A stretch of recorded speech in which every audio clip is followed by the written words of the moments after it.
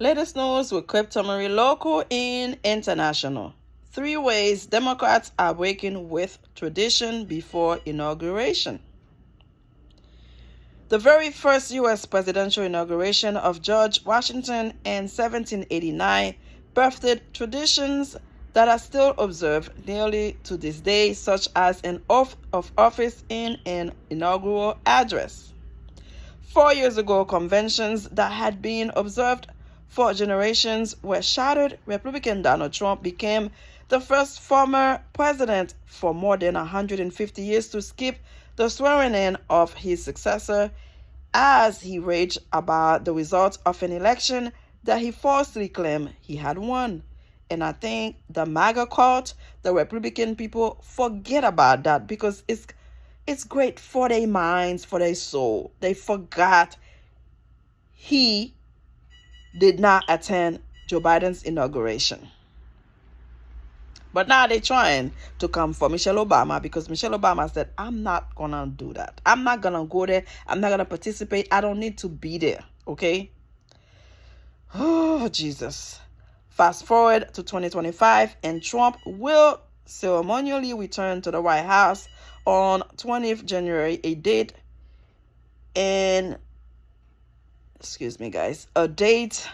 enshrined in the U.S. Constitution. Democrats have contrasted the orderly transfer of power this time around with the violence and dysfunction of 4 years ago when the Capitol riot occurred. But in smaller ways, they too are breaking with tradition. But there was no violence. Nobody get hurt. Nobody get killed. Okay? Michelle Obama duck inauguration. It was announced this week that former First Lady Michelle Obama would not join her husband Barack at the 47th president's inauguration on Monday. On Thursdays, former House of Representatives Speaker Nancy Pelosi said she would skip it too. Other Democrats are also expected to avoid the ceremony, though they have not so far organized a formal boycott as they did for Trump's first inauguration in 2017. No reason was given in the brief statement from the Obama's office.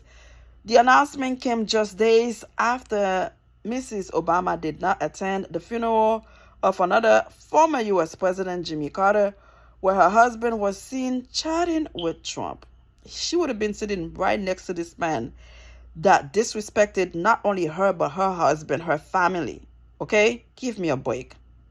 Other living former First Ladies attended Carter's funeral, and Mrs. Obama has been present for the other 2 inaugurations since her husband left office, including Trump's first swearing in 2017. She later said she had not enjoyed that occasion, citing a lack of diversity on stage. Hello. Trump too broke 150 or tradition last time as he refused to attend the inauguration of Joe Biden after the Republican baselessly claimed he lost because of mass voter fraud. It was never found, and until today he still cannot say he lost the election. Outgoing Vice President Kamala Harris has not extended the traditional invitation to her successor, J.D. Vance, to meet at the VP's residence in Washington, D.C., according to sources who spoke to the BBC's U.S. partner, CBS News. I would not do it, okay, because J.D. Vance was really nasty to VP Kamala Harris, really disgustingly nasty to her. Harris was said to have been consumed with other matters, including the response to devastating wildfires in Los Angeles. There has been no official comment from either side. This is another tradition that also appears to have been passed over 4 years ago when Harris took over from Mike Pence. And the bad blood that followed the 2020 election, there was no formal sit-down between the pair, according to CBS. The Harris team claimed no invitation was ever sent, something that's disputed by the Pence camp, which said a discreet offer was made.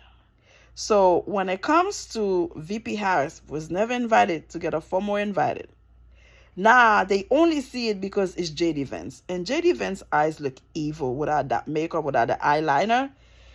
And he the one that brought that false accusation of Haitian eating dogs and cats. What a loser. Subscribe.